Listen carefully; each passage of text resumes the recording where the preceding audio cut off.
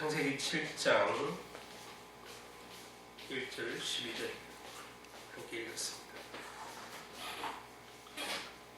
오늘 7장 본문 말씀은 이제 방주를 지으라고 명령하신 주님께서 방주가 완성돼서 방주에 이렇게 짐승과 정결한 짐승과 부정한 짐승 이렇게 드리도록 방주 안에 드리도록 그렇게 명령하시는 말씀이라고 합니다. 노아는 은혜를 입었더라. 그 시대에 다 타락을 했어도 노아는 은혜를 입은 사람입니다. 근데 오늘 여기에 7장에 보면 노아의 가족들이 방주 안에 다 들어가려고 이제 명령을 하시면서 암수한삭시 이런 얘기도 나오지만 정결한 짐승과 부정한 짐승이 나옵니다. 그리고 40주야 동안 비를 내려 온 지면에서 다 썰어버리셨다. 그런 표현들이 있습니다. 모든 것을 홍수로 멸했습니다. 그런데 오늘 본문 내용을 자세히 보면 방주에 들어가는 것은 사실은 노아 가족뿐만 아니라 사람으로서는 노아 가족이지만 그 안에 동물들도 함께 방주에 들어간 것을 볼 수 있죠. 다 아는 얘기지만 2절과 3절을 보면 너는 모든 정결한 짐승은 암수 7시 부정한 것은 암수 2시 이렇게 표현돼요. 정결한 짐승은 암수 7쌍 부정한 짐승은 암수 2쌍 이렇게 데려오며 공중의 새도 암수 7씩 데려와 그 씨를 온 지면에 유전하게 하라. 그래서 이제 방주에 태우라는 얘기죠. 비가 많이 와서 온 땅에 홍수가 나면 이 땅에 있는 것들이 모두 없어지기 때문에 그 중에서도 뭐 대표적인 게 동물이잖아요. 이 모든 동물이 죽게 되므로 하나님은 동물을 보존하기 위해서 노아에게 방주 안에 동물을 데리고 들어가라 이렇게 명령하신 거죠.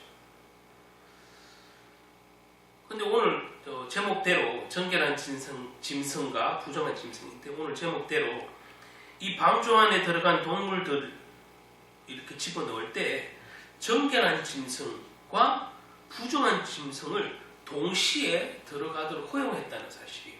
이걸 아무 생각 없이 들을 때는 그냥 뭐 어쨌든 넣었구나 이렇게 생각을 할 텐데 제가 이 말씀을 묵상하면서 사람을 생각해봤어요. 인간 세계를 생각해봤어요. 인간 세계. 우리 인간도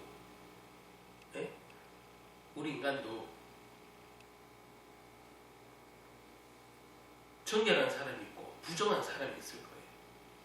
이 하나님 보시기에 정결한 사람도 있을 것이고 하나님 보시기에 부정한 사람도 있을 것이고 또 사람끼리 사람이 쳐다봐도 저 사람은 뭔가 정결하다 할 수 있을 것이고 저 사람은 불의하다, 부정하다 이렇게 할 사람도 있을 것이에요. 그런데 왜 이 구원의 의미가 있는 이 방주 안에 왜 정결한 짐승만 집어넣지 왜 부정한 짐승도 같이 태워라 했을까? 한 번도 생각 안 해봤죠. 저도 사실 깊이 생각해 본 적이 별로 없는 것 같은데 오늘 이 말씀을 준비하면서 왜 그랬을까 생각을 했어요. 하나님은 항상 거룩한 것, 아니면 순결한 것, 뭐 이렇게 구약의 제사를 봐도 그렇게 원하실 것 같은데 왜 방주 안에 이왕이면 정결한 짐승만 태우지 부정한 짐승도 태웠을까? 그게 조금 의문이 들었어요. 이걸 읽으면서.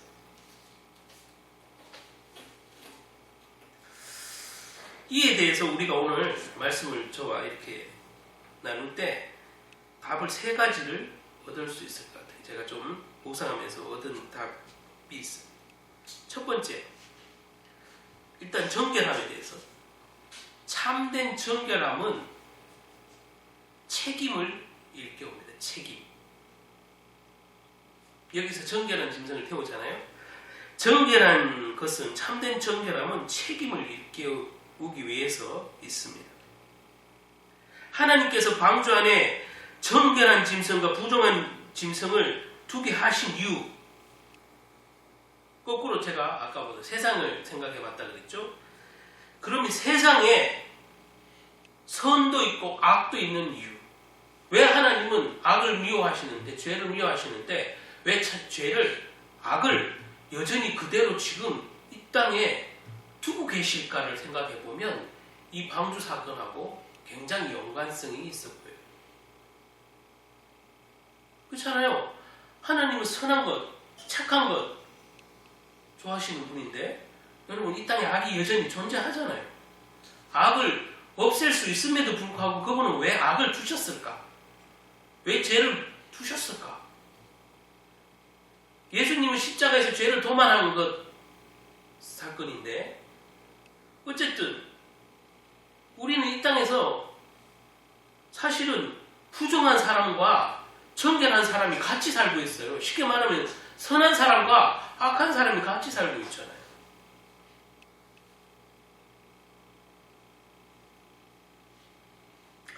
이 노아의 방주도 그런 면에서 하나님은 여전히 완전히 심판하시기 전까지는 뭐요?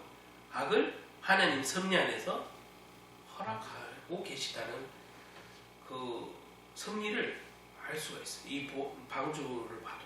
왜냐하면 오늘 여기에 나오는 정결한 짐승, 부정한 짐승이 있는데, 부정한 짐승을 안 태우면 더 좋았을 것을 부정한 짐승도 태웠어요.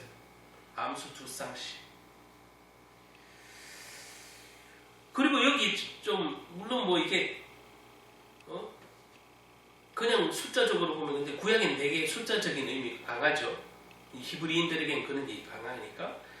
그래서 암수 정결한 짐승은 7을 태워요. 이 7이잖아요. 7. 암수 7. 그리고 부정한 것들은 암수 2를 태워요. 그래서 저는 그냥 이걸 숫자적으로 다 비교를 해도 저는 이렇게 생각이 들더라고요. 방금 말한 세상에는 성도, 선한 사람도 있고 악한 사람이 공존하면서 사는데, 선한 사람이 많을까요? 악한 사람이 많을까요? 라고 물어보면 저는 이 구절만 봐도 선한 사람이 그래도 더 많다라고 느껴지더라고요. 선한 사람이 7이면 악한 사람은 2이다. 이렇게 느껴지는 거예요. 이 방주를 보니까. 정결한 짐승은 암수 7쌍, 부정한 짐승은 암수 2쌍. 그러면 정확하게는 14대 4예요. 그죠? 수로 보면 정확하게 14대 4야. 여러분, 부정한 사람이 많은 것 같아도 세상에는 선한 사람이 많기 때문에 유지가 되고 질서가 유지가 되고 돌아가는 거예요. 하나님이는 심지어 믿는 자와 안 믿는 자가 공존하는데도 이 땅이 굴러가는 것은 믿는 자를 통하여 이 땅을 굴리기 때문에 돌아가는 거예요.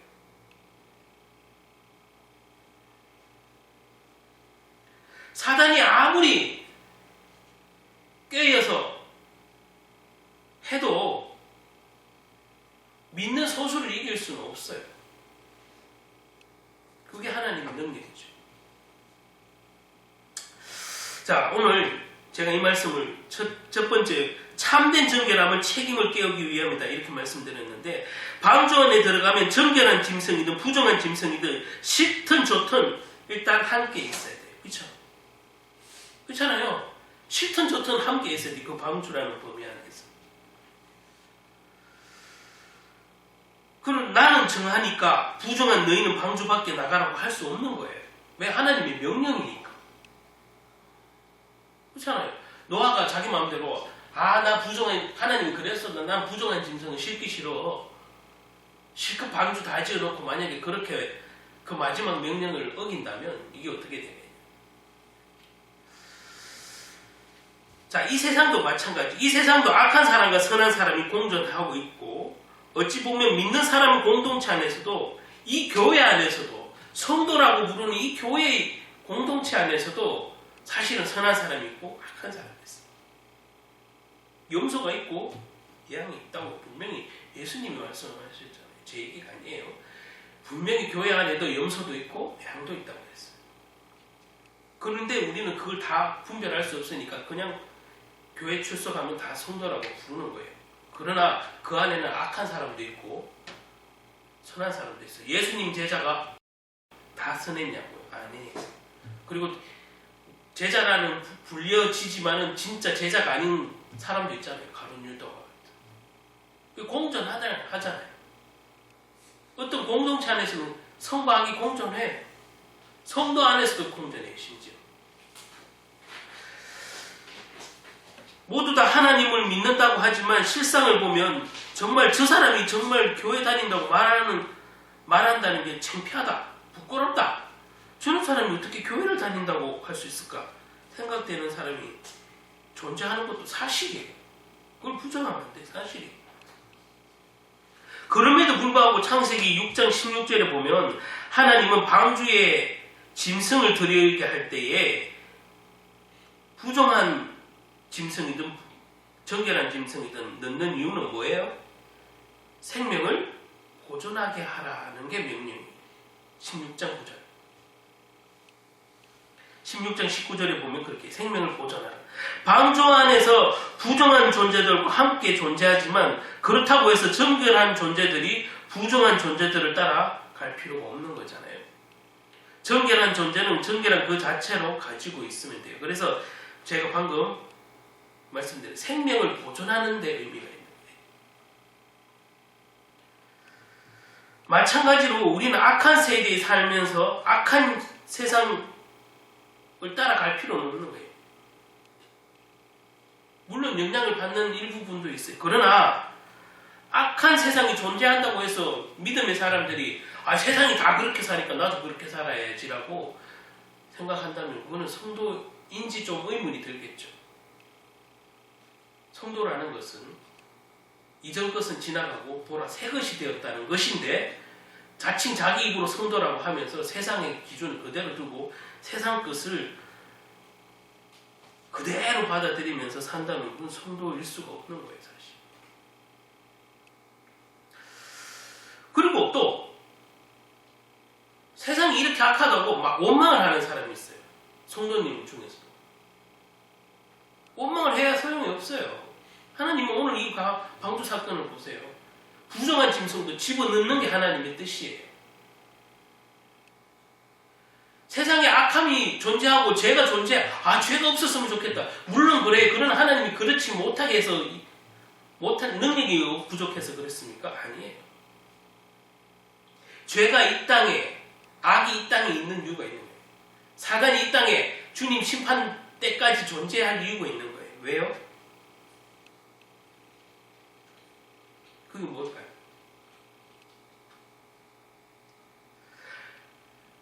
하나님 앞에 거룩함을 보존하게 하기 위해서 사단도 필요한 거예요. 거룩함을 보존. 그 제가 말해요.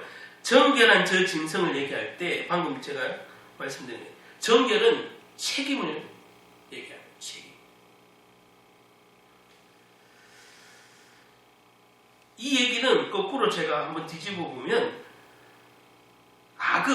죄는 우리의 노력으로 없어지지 않는다는 사실이에요. 우리의 노력으로 되게 무슨 캠페인을 하고 사람들이 굉장히 똑똑하면 악이 없어질 것 같지만 물론 어느 정도 개선 효과는 있지만 절대 세상의 죄는 인간의 노력으로 완전하게 소멸되지 않는다는 게 하나님의 섭리예요.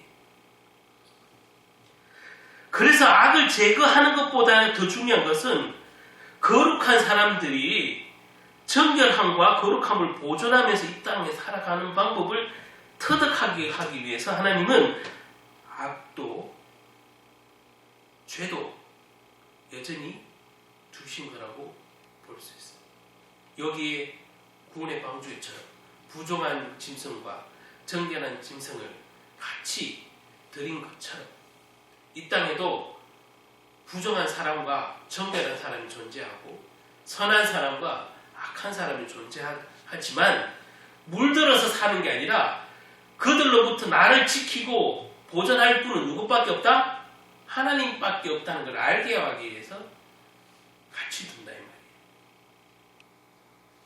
그래서 거룩하고 정결함을 보존하고 거룩함을 지켜야 할 그 책임을 우리에게 주기 위해서 악도 존재한다 이 말이에요. 오직 하나님께만 있다는 거예요. 자, 근데 사람은 내가 선이고 네가 악이다고 할 때 이 기준이 온전할까요? 절대 안 온전해요. 비록 그게 성도라도, 비록 그게 목회자라도 절대 선은 없어요. 사람에게는 나는 절대 선이고 너는 절대 악이다 말할 수 있는 게 없어요. 사실. 왜요? 제가 창세기 3장 선악과 얘기를 할 때 항상 안 빼먹고 얘기하는 것은 선악을 따먹는 건 하나님의 약속을 어긴다는 게 가장 큰 첫 번째 이유지만 그 결과물을 제가 설명을 해드릴 때 뭐요? 그 선악을 꽝을 따먹는 순간 첫 번째는 언약을 어겼지만 그 결과물은 두 번째 뭐예요? 선악의 판단의 기준이 이제 사람에게 옮겨온 거예요. 하나님이 기준이 아니라 내가 기준이야. 내가 모든 선과 악을 판단하는 기준이 되어버렸어. 이 땅에 분쟁이 왜 일어나요? 이 땅에 지금 우리 대한민국만 봐도 이 땅에 이념 싸움을 왜 해요? 내 이념은 맞고 네 이념은 무조건 틀렸다야. 100% 틀렸다야. 내 이념은 100% 맞고 네 이념은 100% 틀렸다야. 누가 이렇게 100% 완전한 기준을 줬어요? 이거는 사실 사단이 준 거예요. 선악과를 따면 인간에게 온 거라고. 죄의 결과라고. 선악과를 따면 죄의 결과라고. 그런데도 착각하기를 이 땅에 많은 사람들이 자칭 영웅이거나 자칭 자기가 무슨 리더라고 하는 사람들이 착각하는 것은 그 사단이 준 선악과의 열매라는 사실을 잘 모른다는 사실. 내가 절대 기준이 될 수 없어요. 내가 온전한 100% 완전한 기준은 없어요. 하나님만이 완전한 선과 악의 기준인데 이 선악과를 따먹음으로 말하면 사람의 기준이 되어버렸기 때문에 이 땅은 절대 선도 절대 악도 없는 거예요. 사람으로서. 그리고 오늘날도 교회 안에서도 마찬가지예요. 내 자신이 먼저 하나님 앞에 거룩한 자로 구별되고 지켜내고 나가야지 교회 안에 저런 사람이 왜 있어 이런 사람이 왜 있어 그렇게 계속 판만하면 그 내가 이미 속은 거예요. 물론 분별해서 그 사람을 따로 양육하거나 가르쳐야 되는 기능도 있어야 되고 교회는 그런 일을 해야 돼. 그런데 그거를 일일이 정죄하면서 교회에 저런 사람이 왜 있냐 이런 사람이 왜 있냐 이러면서 이걸 계속 얘기한다는 것은 이미 사단에게 속은 거예요. 제가 방금 앞서 말하는 것들 이 땅에 왜 아직도 죄가 있어? 하나님이 계신데 그렇게 불평불만하는 것은 하나님의 섭리를 모르는 거고 하나님의 섭리를 부정하는 얘기예요.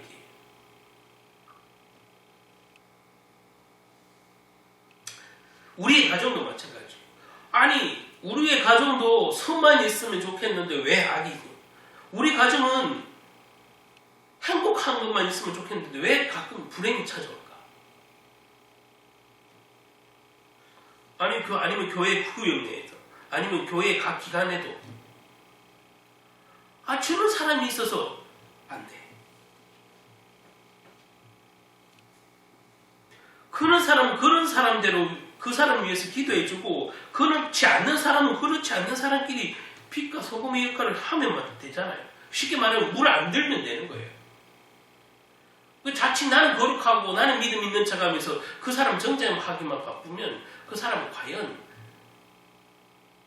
하나님 보시기에 정결한 사람일까? 한번 생각해 봐야 될 문제 아니겠어요? 빛과 소금의 역할이 무엇입니까? 빛은 어둠을 비추고 소금은 부패를 방지한다. 이건 대부분 수도 없이 듣는 얘기예요. 저와 여러분이 세상의 빛과 소금이라 했어요. 주님. 부족하지만. 정결하지 못한 세상에 악이 넘치고 죄악이 가득하다고 해도 원망 불편하는 사람들이 많다고 해도 그 부정한 것들이 여러분들을 물들이면 안 돼요. 여러분이 오히려 거기에 영향을 받으면 안 돼요.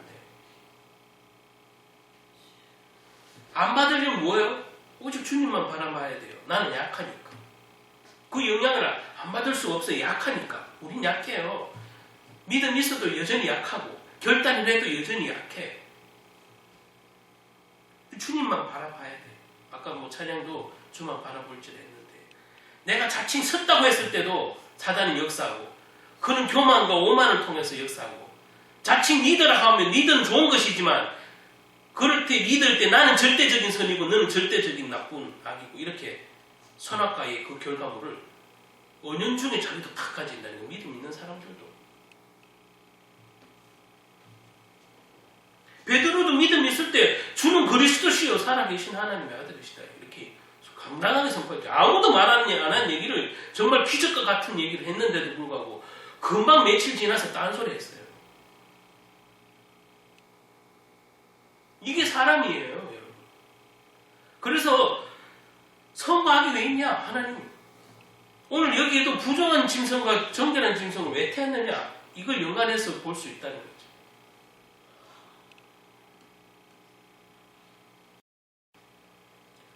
우리는 건전하고 건강한 사상, 건강한 신앙 가진 사람이라면 비록 문제가 많은 사회고 문제가 있는 교회라도 문제가 있는 가정이고 문제가 있는 공동체라도 그럼에도 불구하고 여러분은 하나님의 뜻에 따라 움직여야 되지. 그 몇몇 사람 때문에 그 영향을 받아서 계속 정죄만 하고 불평불만만 하면 자칫 나는 그럼 하나님 보시기 정결한 사람이겠니? 사단에게 속는 거예요, 진짜. 내가 믿음 안에 있다면 하면서 남을 자꾸 정죄하는 손가락, 원망하는 손가락, 내 주변을 원망하고 나는 괜찮은데 내 주변을 원망하잖아. 그 얘기는 뭐예요? 다 내가 기준이기 때문에. 나는 절대적으로 괜찮은데 남이 다 잘못했어. 이게 되게 위험한 거예요. 이게 진짜 결정적으로 위험한 거예요. 사단이 말 그대로 뿔 달리고 무슨 잘 때마다 과일까지 눌리기만 하는 게 사단이 아니라 여러분 말씀 속에 말씀 안에서 내가 자칭 믿음 있다고 할 때 자칭 내가 리더자라고 할 때 교만이 탁 들어온다니까. 그게 왜냐하면 내가 절대적인 기준이 되니까. 근데 그게 죄 선악과의 결과물이에요. 절대.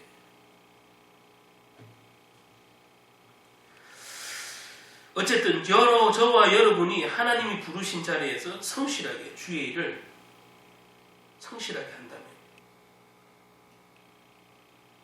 여러분이 세상의 영향을 받는 게 아니라 그 나쁜 영향, 악의 영향을 받는 게 아니라 여러분이 오히려 그들에게 선한 영향, 빛의 영향, 소금의 영향을 주게 될 것이에요. 세상을 원망하는 자리에 서는 것이 아니고 교회를 원망하는 자리에 서는 것이 아니고 공동체를 원망하는 자리, 가정을 원망하는 자리에 내 직장을 원망하는 자리에 서지 아니하고 여러분들이 오히려 그것들을 살려야 될 의무가 있는 거예요. 또 주님이 그러기 위해서 불렀다고 했어요. 세상에 부정한 것들이 있어도 부정한 것들을 살리기 위해서 여러분이 있는 거예요. 여러분을 먼저 부르신 거예요. 사실 세상과 똑같이 여러분 살다가 주님의 택함을 받아서 여러분이 그런 세상, 그런 가정, 그런 교회, 그런 직장을 살리려고 부른 거예요. 내가 무슨 대단해서 부름을 받은 게 아니라니까요. 방주에 탈 때도 부정한 짐승도 타잖아요.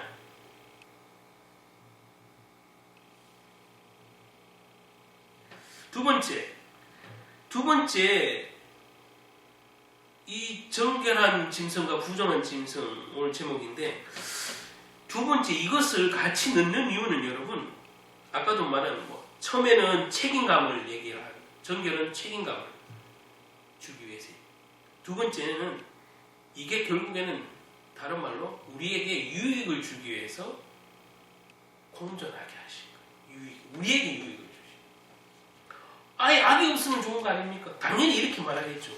선한 것만 있으면 좋은 거 아닙니까? 당연히 그렇게 말하겠죠. 저도 그거는 동일해요. 그런데 하나님의 섭리는 인간이 선악과를 따먹은 이후에는 절대적으로 선하지 않아요. 그러니까 종교 개혁을 한 칼빈이나 루터가 주장하는 건 인간의 절대 부패성, 그냥 부패가 아니고 절대적으로 부패하다는 얘기예요.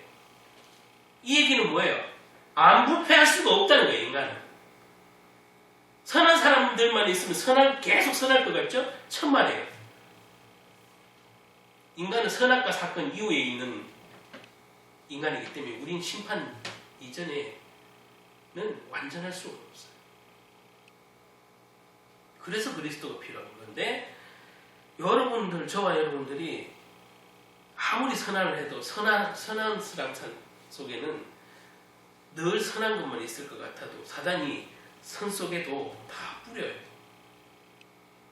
자, 왜냐하면 아까도 말한 선악과 사건은 내 중심이 된 거예요. 모든 판단의 기준이 내 중심. 그러면 선도 내 기준이야.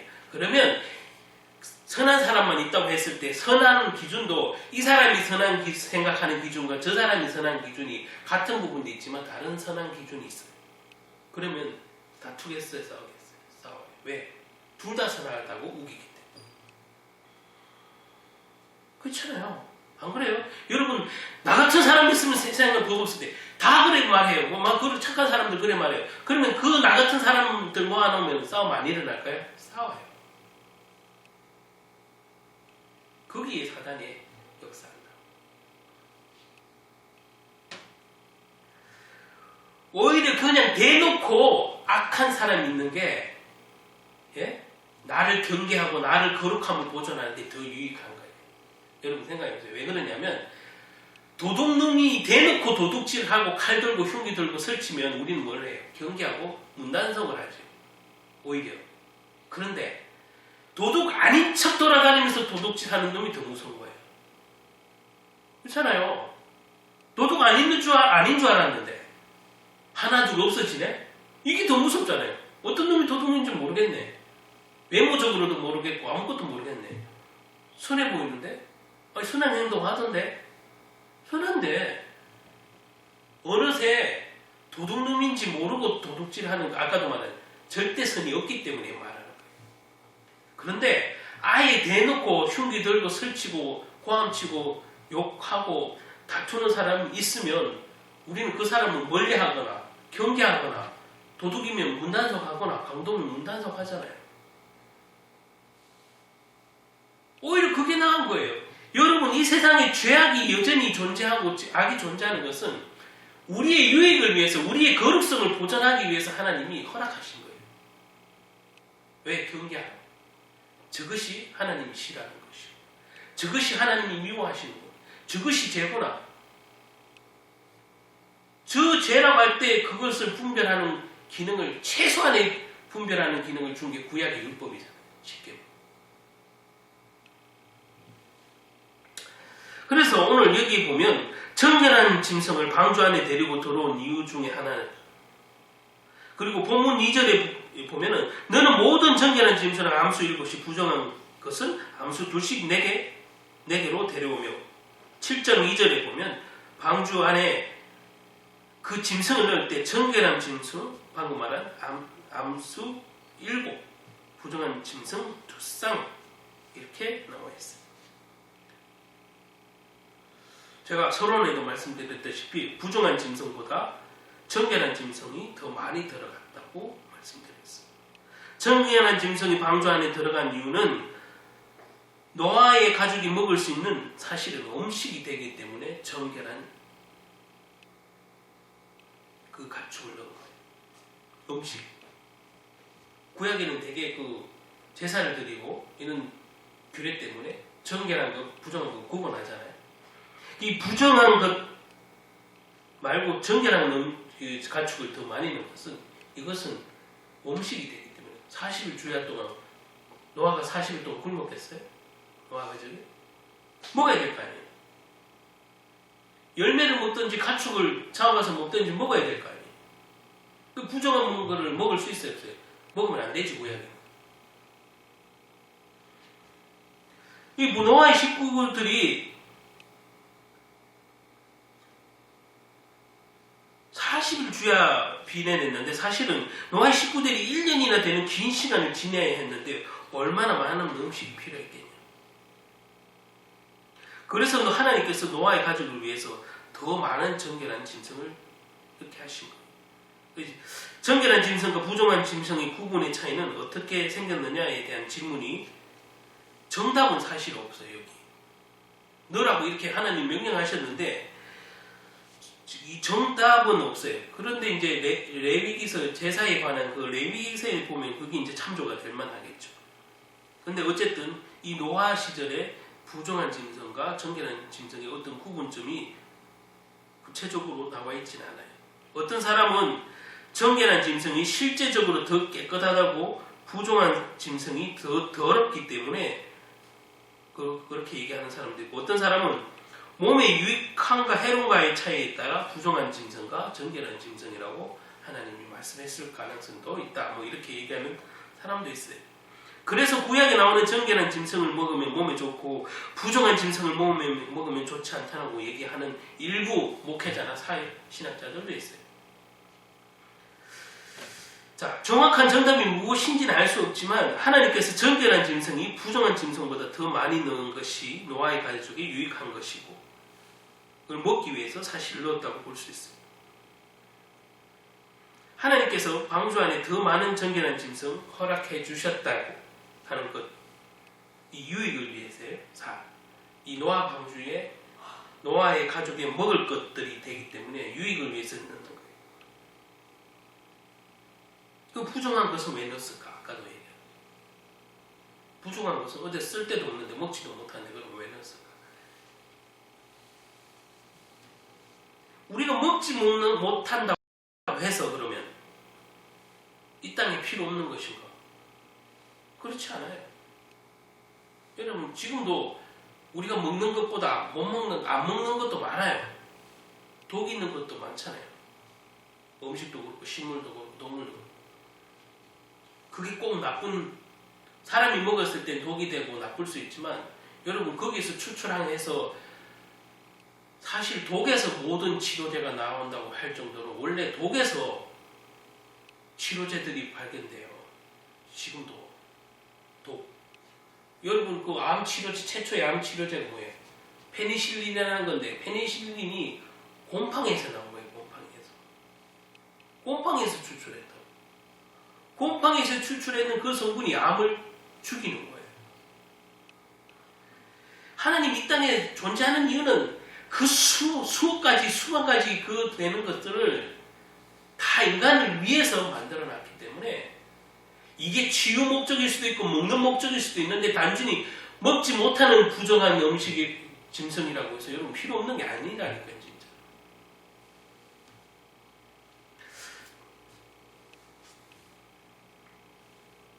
그래서 우리가 이 정결한 짐승 더 많이 준비하신 주님 그리고 부정한 짐승도 함께 넣으시는 그 이유를 살펴보면 사실 둘 다 우리 그 노아로 봤을 때 노아 가족에 유익하도록 하나님이 생명을 보존하게 하라고 하셨기 때문에 그 보존하는 이유가 다 있는 거예요. 정결한 것도 부정한 것도 보존하게 하는 하나님의 이유가 있는 거죠. 섭리가 있는 거예요. 이 세상에 그러면 한번 세상을 살펴볼게요. 이 세상을 살아가면서 예수를 믿고 하나님 자녀로 살지만 때로는 우리가 세상의 환난과 고난 때문에 구원의 기쁨은 애진하게 잃어버리고 지쳐서 낙심하거나 하나님을 심지어 원망할 때도 있어요. 그러나 그때마다 하나님께서 미리 예비하신 이 방주 사건을 빗대고 미리 예비하신 정결한 짐승을 통해 우리를 위로해 주시고 또 힘을 주시도록 격려해 주시고 힘 주신다. 이 하나님의 위로와 격려를 빗대어서 생각할 수 있는 거예요. 미리 예비하신 정결한 짐승을 탄 이유는 노아 방주에 먹을거리가 되고 힘을 얻는 거리가 되고 위로거리가 되고 생존의 보존거리가 되고 그 수가 더 많은 거예요. 마지막 세 번째는 하나님 앞에서 예배를 드리기 위함이라고 제가 묵상해봤어요. 무슨 말이냐? 이건 역시 정결한 짐승을 방주 안에 더 넣으신 이유라고 보여져요. 본문 7장에는 안 나오지만 창세기 8장 20절에 이렇게 보면 홍수가 끝나고 노아가 방주에서 나와서 하나님께 나오자마자 뭘 했어요? 곡식을 갈았어요? 뭐 했죠? 집을 지었어요? 아니, 감사 예배를 드렸어요. 창세기 8장 20절에 보면 그렇게 예배 드리는 장면이 아니에요. 감사 예배를 드려요. 홍수가 끝나고 내리잖아요. 이때 정결한 짐승과 새를 잡아서 예배를 드렸다고 되어 있어요. 자, 정결한 짐승을 넣는 이유가 하나 또 나오죠. 예배 드리기 위해서, 구약의 그 예배를 드리기 위해서 정결한 짐승을 더 많이 태우는 이유가 있겠죠. 그래서 이처럼 하나님은 좋은 것으로 예배 드리기 위해 방주 안에 정결한 짐승을 더 많이 데리고 타도록 하신 것 섭리가 미리 예배하셨다 이 말이지. 노아의 먹을거리가 되는 것, 노아 가족의 식량거리가 되는 것뿐만 아니라 뭐요? 예배에 제단에 올릴 예배거리가 되는 거예요. 예배하신 거예요. 예배를 예배하신 거예요. 사실 우리 인간에게 있어서 가장 지켜야 할 고귀한 의무 중에 하나가 그러면 하나님을 예배하는 것인데, 우리를 창조하고 구원하신 하나님께 경배 드리는 것이 인간에게 가장 우선이고 가장 중요한 것인데, 이게 예배의 사실은 인간의 의무인데 이걸 잊고 근데 노아는 은혜를 입어서 구원의 방주를 짓고 거기에 하나님의 명령대로 준행하고 내리자마자 뭐요? 예배부터 드립니다. 이 노아의 이 믿음의 행위들을 보면 확실히 뭐예요? 우선순위가 있어요. 우선순위. 내 인간적인 어떤 생각보다 뭐예요? 하나님의 명령이면 무조건 하겠다는 하나님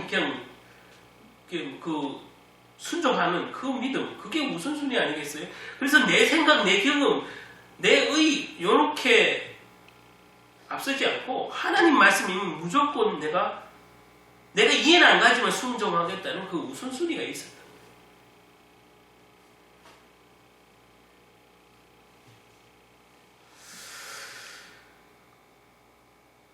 자, 예배하는 거 쉬운 것 같지만 예배하는 것은 사실 구원받은 자들의 특권이에요.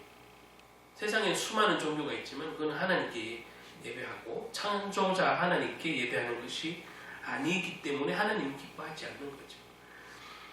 예배는 하나님께 나아가는 행위고 영적으로 하나님을 만나는 행위예요. 죄를 지은 인간이 어떻게 거룩한 하나님 앞에 나갈 수 있어요? 아담과 하와 도망갔잖아요. 그렇죠? 도망갔어요. 에덴의 동쪽이 저쪽으로 도망갔다니까. 이 죄를 지은 인간의 본성이거든. 하나님 앞에서 도망가. 그런데 어떻게 하나님 앞에서 예배를 드리겠냐? 어떻게 그분을 만날 수 있냐? 그러나 우리는 하나님의 은혜로, 예수님의 공로로 그분 앞에서 예배를 드릴 수 있는 신분이 됐고 예배를 드릴 수 있는 특권을 허락받은 사람들이에요. 이것은 주님을 찬양하고 그분을 경배를 드릴 수 있는 구별된 존재, 이렇게 부름을 받았는데 이것은 의무인과 동시에 책임이에요. 가장 귀한 정결한 짐승을 하나님께 바치기 위해서 방주 안에 준비했던 것, 하나님의 섭리. 하지만 오늘날 교회의 예배가 점점 왜곡되어져 있는 걸 제가 한번 생각해 봤습니다. 자, 하나님은 정결한 짐승을 태운 이유가 예배하기 위함이다. 제가 세 번째로 지금 말씀드리고 있는 건데, 예배하셨다. 예배를 드리기 위해서 그 제단에 쓰일 이 정결한 짐승, 새와 정결한 짐승, 이걸 예배하신 건데, 오늘날 예배는 그러면 정상적인 예배냐? 예배를 통해서 하나님을 만나고 우리의 몸과 정성을 드리고자 하는 마음으로 이렇게 하긴 해요. 하긴 하는데 우리는 뭔 생각이 많죠? 주님께 뭘 받을까? 뭘 받을까? 어쨌든 모든 기도 제목에 예배 포인트에 뭘 주님께 받을까? 받아낼까? 이게 왜곡이에요, 사실. 이게 우선순위가 진짜 바뀐 거예요. 예배는 무슨 받아내는 행위가 아니에요. 구약에도 계속 그랬고, 받아내는 행위가 아니라 나를 드리는 행위가 예배예요. 나를 드릴 때 주님이 예비하신 것을 주는 거예요, 그냥. 그런데 우리는 주님께 무조건 내놔래. 내놔. 주님 내놓으세요. 나를 불렀잖아요. 나를 축복 주신다 했잖아요. 그러니까 내놓으세요. 이런 거예요.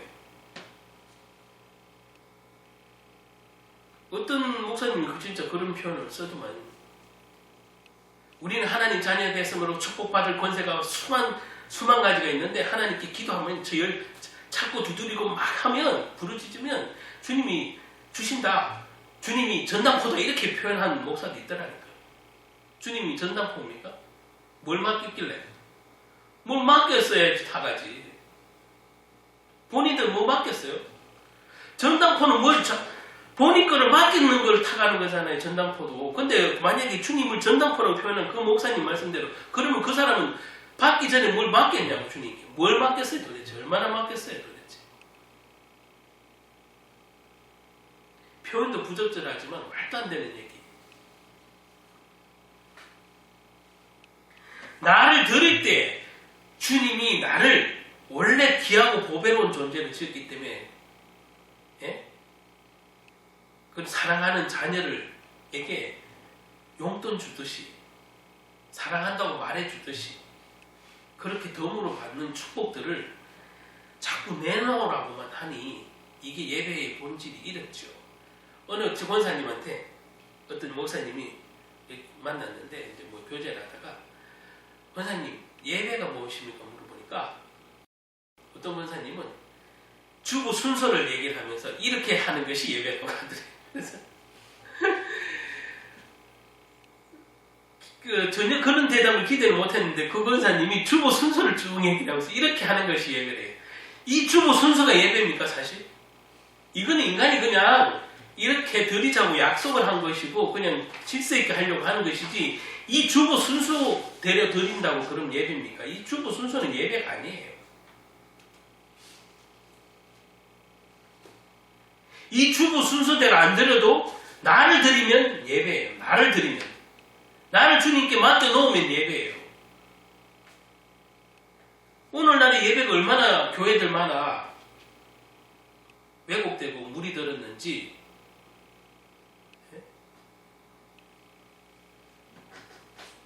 저도 안 그러려고 노력을 하는데 기존의 이 틀이 좋은 것도 있지만 너무 가톨릭만 그 비난할 게 아니에요. 이 기독교 안에서도 이 예배합시다. 무슨 예배합시다. 이런 거 보면 순서가 예배인 줄 안다니. 이 순서 혹시라도 이렇게 쉽게 말하면 순서대로 조금 진행 안 되고 이러면 막 열을 받아 사람들이 일단. 이 순서가 조금 뒤바뀐다고 해서 문제 생기나요? 예배 잘못 드린 건가요? 아니에요. 그런데 이 예배 순서대로 안 하면 막 그 진행자나 인도자나 사회자나 설교자나 다 쓴 일이 나. 이게 무슨 예배예요, 예배. 이 예배 순서가 이게 예배가 아니라니까요, 진짜.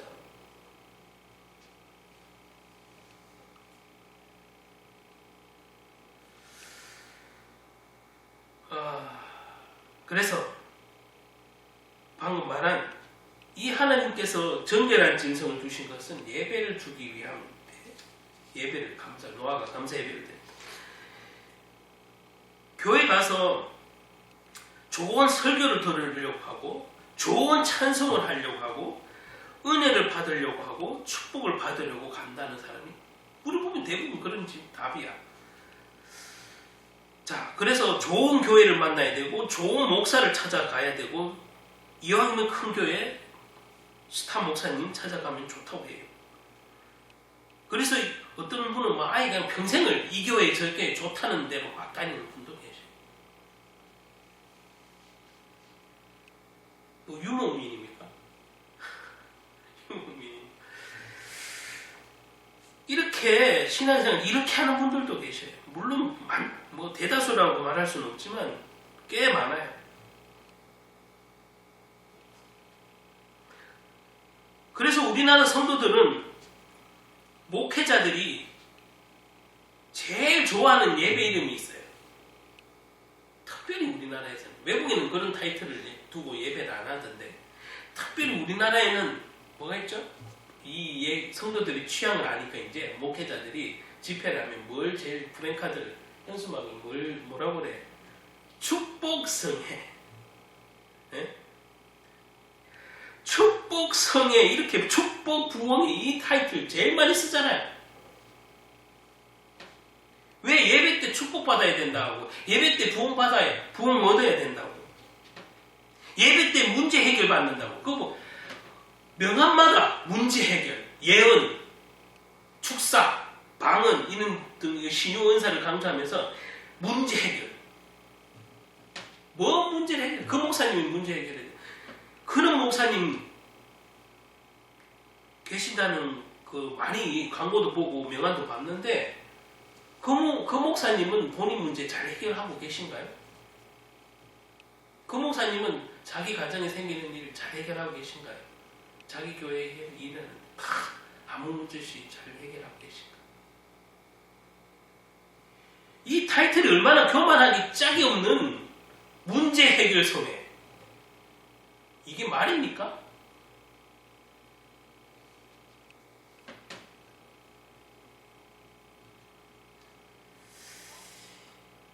주님께 맡기면 얻어질 결과물을 가지고 결과를 목적으로 그렇게 타이틀을 잡는 게 맞습니까라고 제가 반문하는 거예요. 저도. 주님께 나를 맡기면 나를 드리는 예배를 하면 그게 진짜 예배인데 나를 드리는 예배를 하면 주님이 나를 책임주시는 결과물로 오는 치유든지 은혜든지 무슨 방언이든지 있을 수는 있는데 그게 왜 그게 집회의 예배의 목적이 되어야 되냐고요.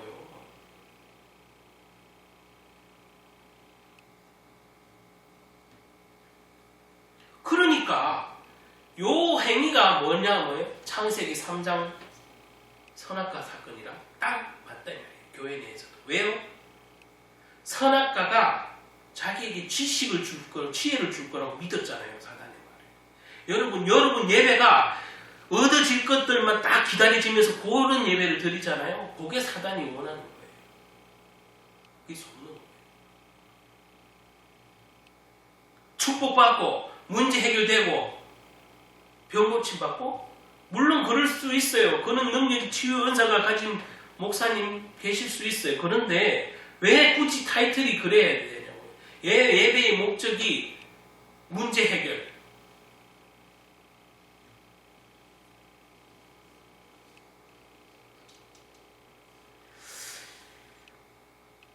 물론 우리는 예배 가운데 은혜도 받아야 하고 축복도 받아야 하고 예배 가운데 좋은 말씀을 듣고 좋은 찬양을 듣고 심령의 변화를 받을 수도 있고 받아야 돼요. 그런데 제가 그걸 부정하는 게 아니에요. 그러나 그보다 우선시해야 될 것 우리가 하나님께 무엇을 받는 것보다 먼저 되어야 할 것은 우리의 생각과 마음을 주님께 내어놓는 거예요. 그게 나를 드리는 거예요. 나를 드리지 않는 예배는 사실 그 예배는 왜곡된 예배요. 죽은 예배예요. 나를 드리지 않고 달라고만 하는 예배는 죽은 예배라고요. 나를 드리지 않는 예배가 무슨 예배예요? 예수님도 나를 따라오거든 네 십자가를 지고 따라오라고 했잖아요. 물론 예수님의 구원 사역은 예수님만 할 수 있는 십자가예요. 그런데 여기서 제자들에게 한 네 십자가를 지고 오라는 건 뭐예요? 나를 따르려면 그만한 책임과 의무가 필요하다는 얘기를 하시죠.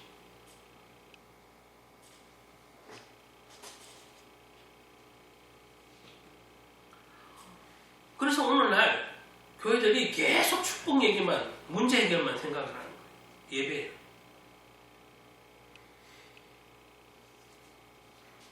이 뭔가 잘못되지 않았어요? 왜곡되지 않았어요?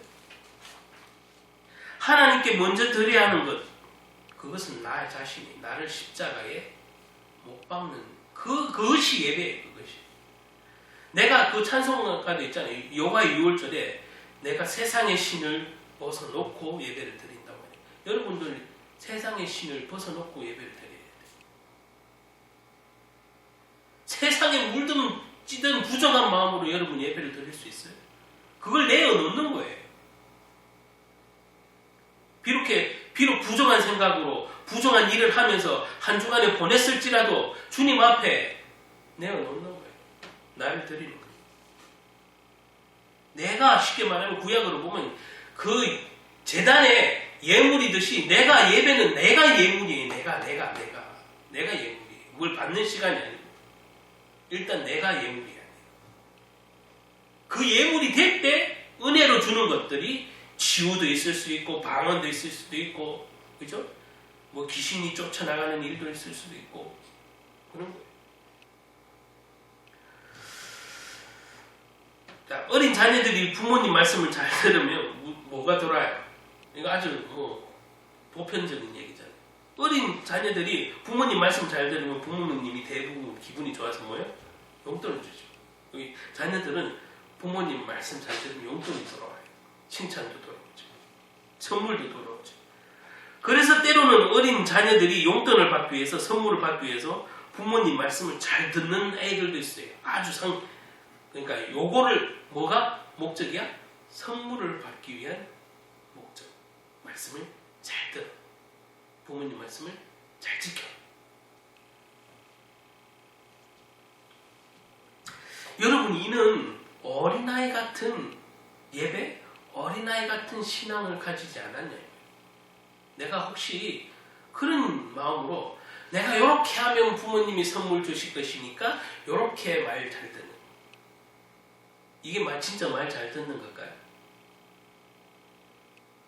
목적이 선물이기 때문에 듣는 척을 하는 거예요. 그거는. 여러분들이 하나님이 복 주신다고 예비해놨다고 하니까 그게 목적인데 그거는 주님께 안 들키려고 딱 하고 잘 듣는 척을 하는 거지. 주님의 말씀을 잘 듣는 척을 하는 거예요. 쉽게 말하면 신앙적으로 믿음 있는 척 하는 거지. 교회에서 믿음 있는 척, 밖에서도 믿음 있는 척 하는 거예요. 그러면 주님이 상 줄까? 선물 줄까? 이런 어린아이 같은 마음으로 신앙생활 하는 분도 계실 거예요. 물론 신앙이 어릴 때는 그럴 수 있어요. 그런데 10년, 20년, 수십 년을 다녀도 그렇게 돼요.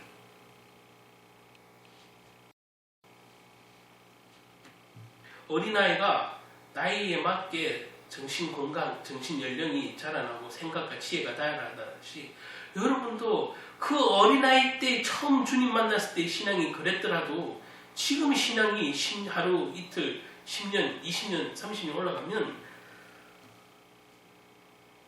더 성숙해지고 달라져야 되지 않겠어요? 여전히 어린아이 같은 신앙으로 달라고만 하는 그 부모님이 주시는 선물 주시는 용돈 선물에만 관심 있는 그 어린아이처럼 신앙생활을 하면 되겠냐고.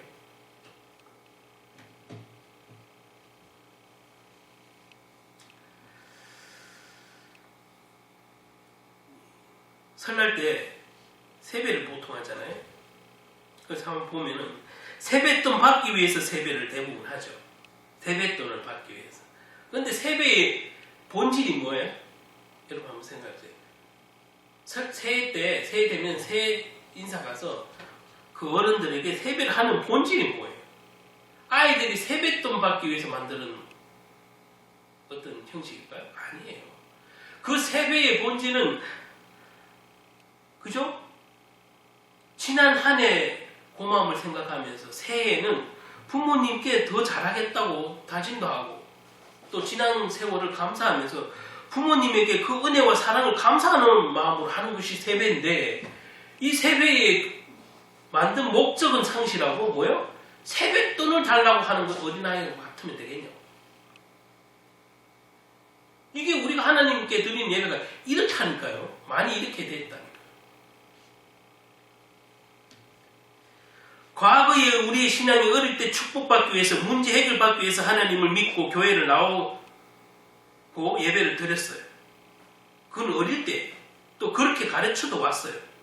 그러나 이제는 달라져야 해요. 한국 교회와 세상에 많은 지탄받는 손가락 받는 이유도 사실은 여기에 있어요.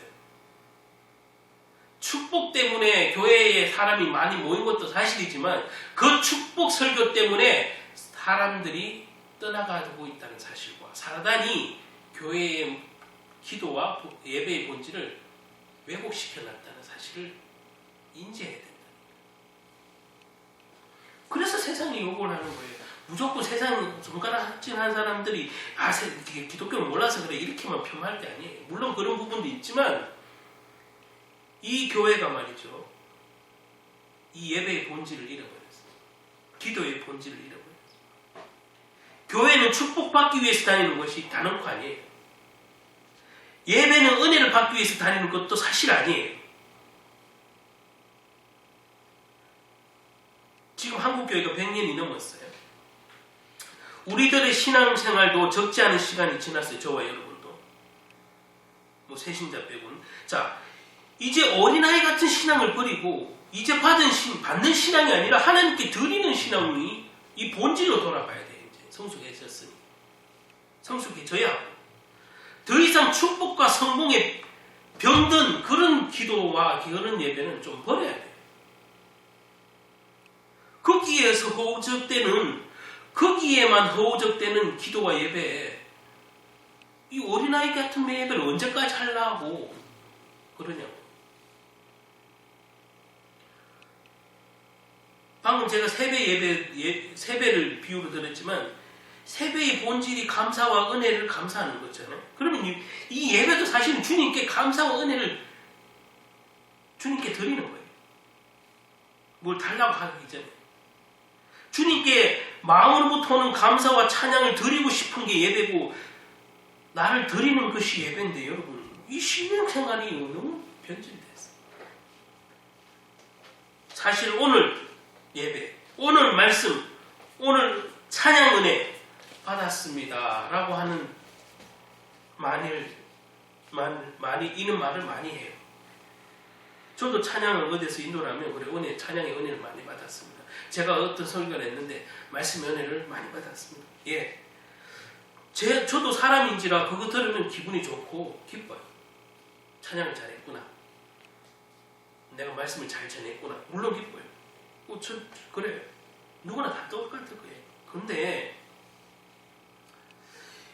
이 사역자에게 되게 힘이 되는 말이거든요. 그 칭찬이. 그렇잖아요. 그건 부정할 수 없는 거예요. 그런데 여러분 예배의 본질은 사실은 제가 방금 말한 은혜를 받기 위함이 본질이 아니라 계속 지금 강조드린 나 자신을 하나님께 바치기 위해서 내 몸과 마음과 정성을 주님께 신령과 진정으로 드리기 위해서 예배를 드리는 것이 예배 시간이다.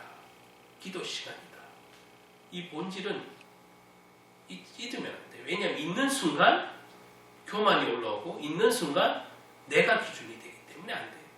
저보고 찬양을 잘했습니다 할 때 그냥 기쁘고 감사하다라고 거기서 그쳐야지 뭐요?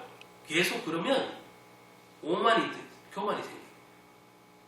목사님 설교 잘 들었습니다. 은혜 됐습니다. 물론 좋아요. 사역자에게 좋아요. 목회자에게 주의 종에게 좋은 말이에요. 힘이 나는 말이에요. 위로가 되는 말이에요. 근데 거기서 계속 오발되고 자각을 못하면 뭐예요? 내가 기준이야. 모든 설교의 기준도 나고 그죠? 모든 찬양의 기준도 나면 이게 되겠네요.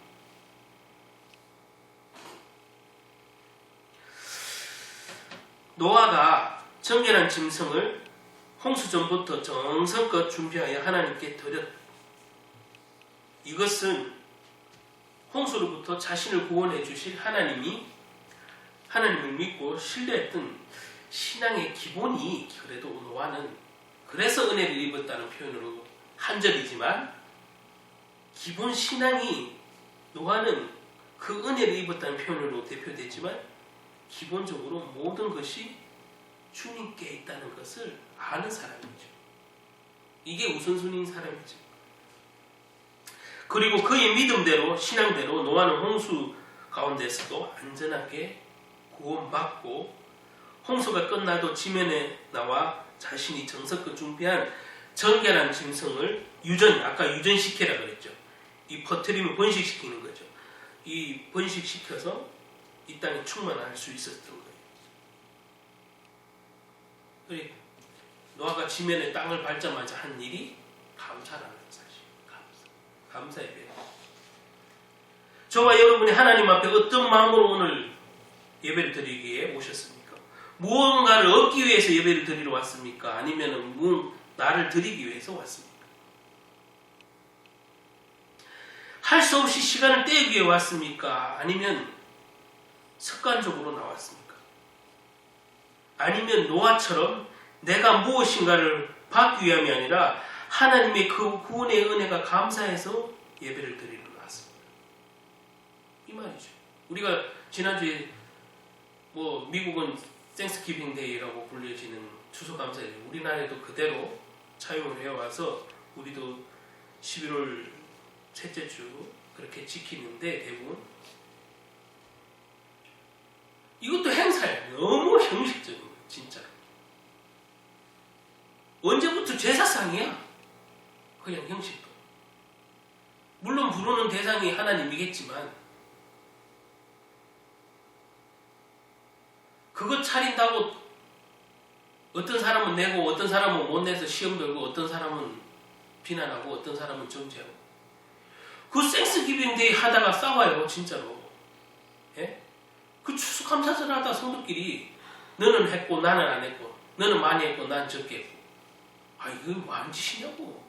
그걸 보고 목사님들은 일부 목사님이시지만 그걸 정해주고 말이죠. 예? 뭐를 가져오라고? 그게 합당합니까?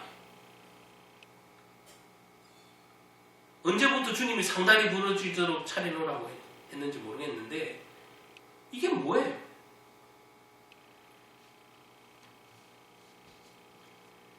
생스기빙데이 추수감사절의 본질을 잃어버리면 그건 불신자들이 한 상다리 차려놓은 거랑 별반 다를 게 없는 거예요. 세상 가운데 우리가 속하에 있지만 여러분들이 직장을 다니고 사업을 가지고 그 삶의 터전에서 있고 또 가정과 교회 공동체 안에서 세상과 구별된 존재로 정결한 존재로 세상의 빛과 소금의 사명을 가진 사명을 받은 자로서 책임을 져야 할 여러분들이 세상에 물들고 있거나 세상에 동조되고 있거나 세상의 그 합리적이라는 그 사실 속에 맞다 이러다가 자기도 어느 날 순간 보냈어요. 오늘 동성연애가 딱 그 짝이에요. 처음에는 그 어떻게 그래 20년 전만 해도 어떻게 대한민국에서 그런 동성연애자가 있었어요. 지금은요 심지어 신학교에서도 다 옹호한다니까. 신학생들이 교수들도 있고. 제가 어느 특정 교단 말하겠지만 하여튼 우리나라에서 장로교회에서 제일 하여튼 그거 있잖아요. 그 신학교에서 동성애 지지 대자보도 붙이고, 예?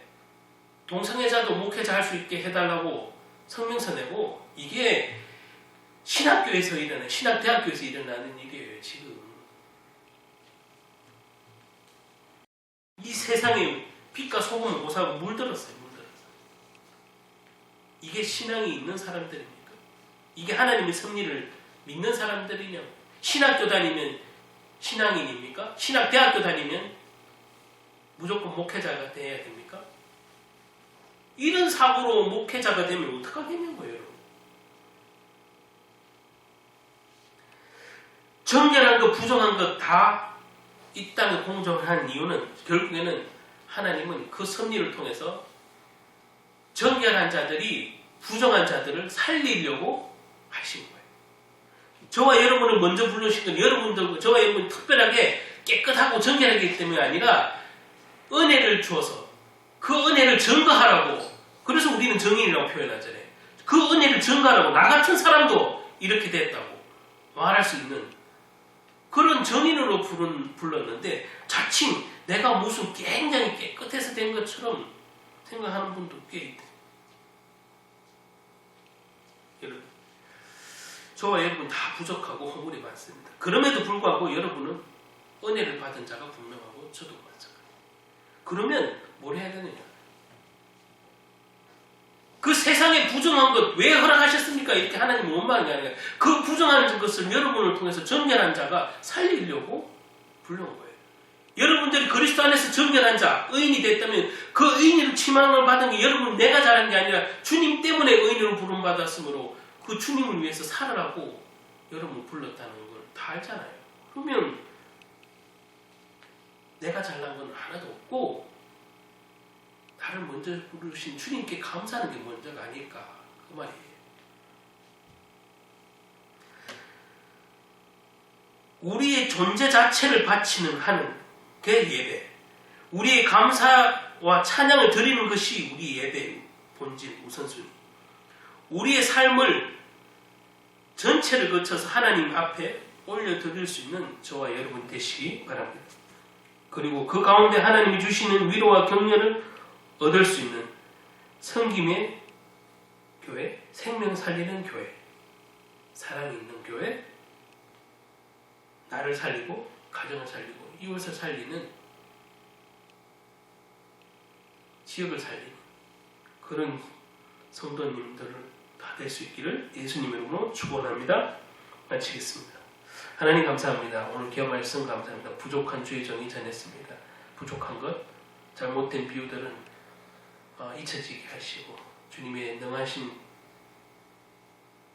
성령으로 말미암아 아버지 합당한 말만 기억나게 하시고 오직 복음의 말만 우리 마음속에 새겨서 그것을 순종할 수 있는 노아처럼 세상에 물들지 아니하고 정말 그들을 살려낼 구원의 방주를 이룰 우리들을 통해서 하실 하나님을 더 기대하면서 나를 드리는 예배에 집중할 수 있도록 하나님 도와주시고 한 주간에도 주님의 그 구원의 방주 안에서 겸손하게 하시고 감사와 찬양을 드리는 예배의 본질을 잃지 않는 하나님의 백성들이 되게 도와주시옵소서.